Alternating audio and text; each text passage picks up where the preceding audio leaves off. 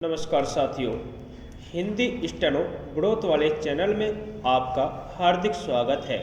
आज की डिक्टेशन रामधारी गुप्ता खंड 1 से प्रतिलेखन संख्या 1 व 2 से 100 वर्ड पर मिनट की स्पीड से होगी। तो आइए शुरू करते हैं। डिक्टेशन शुरू होगी 5 सेकंड बाद।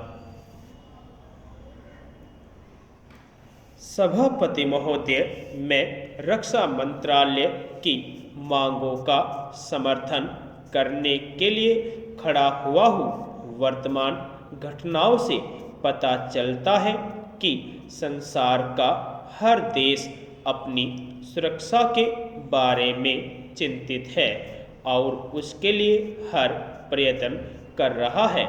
इस दृष्टि से अन्य देशों की तरह हमारे देश में भी रक्षा मंत्रालय का महत्व है। मुझे इस बात की खुशी है कि जहां अन्य मंत्रालयों की उनके पिछले साल के कामों के बारे में काफ़ी आलोचना हुई है, वहां इस मंत्रालय की कम आलोचना हुई है। इससे पता चलता है कि इस मंत्रालय ने पिछले साल अच्छा काम किया है।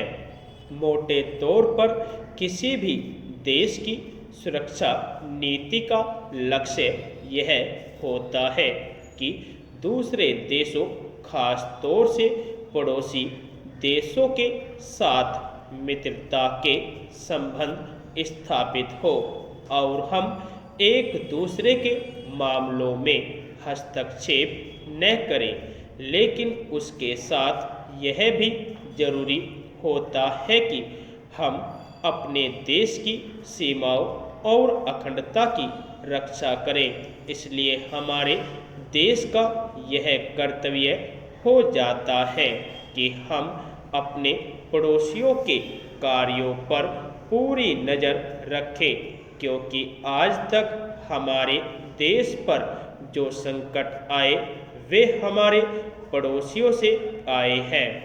1965 में पाकिस्तान के साथ जो लड़ाई हुई और उसके बाद ताशकंद में जो समझौता हुआ, वह सिर्फ कागज पर ही रहा। पाकिस्तान ने उस पर कोई अमल नहीं किया। इस दृष्टि से बहुत ज़रूरी है कि हम अपने देश की सुरक्षा की हर तरह से व्यवस्था करें।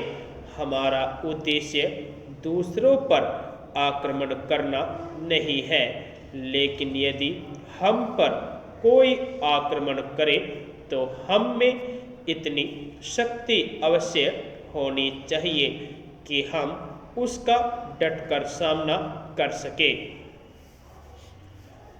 आप जानते हैं कि पिछले दिनों पाकिस्तान को अमेरिका और चीन से काफ़ी मदद मिली है।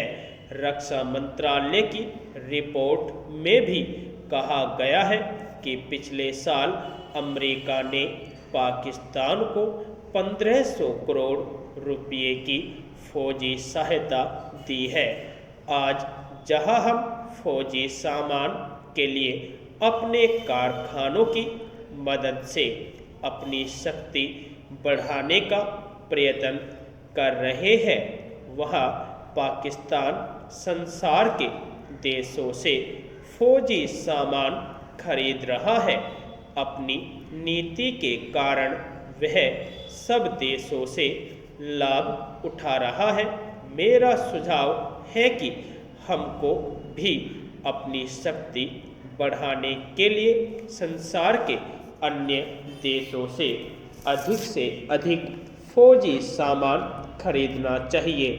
आज तिब्बत की सीमा पर चीन की 1.5 लाख फौज खड़ी है। सभापति महोदय, प्रतिदिन छोटी मोटी झड़पें होती रहती है। हमारी फौजें बड़े उत्साह से उनके मुकाबले में खड़ी है। उनके हौसले बहुत ऊंचे हैं, लेकिन हमारी सरकार का भी यह कर्तव्य है कि उनके हौसले को कभी गिरने न दे। उन्हें हर तरह की सुविधा प्रदान की जाए जिससे उनका आत्मविश्वास बढ़े। मैं मंत्री महोदय से अनुरोध करूंगा कि सरकार अपनी नीतियों के प्रचार का काम ठीक प्रकार से अपनी फौजों से करे, उनको अच्छे अच्छे हथियार दे।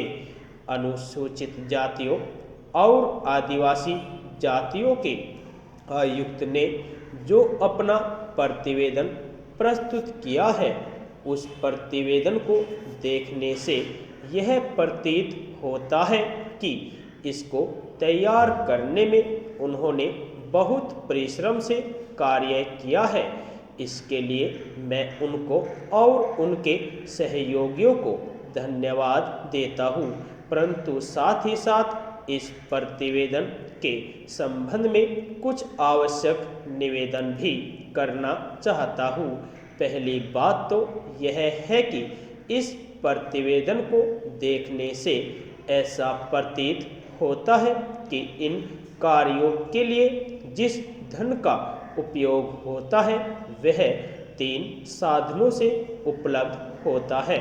केंद्र सरकार द्वारा, राज्य सरकारों द्वारा और कुछ गैर सरकारी संस्थाओं द्वारा।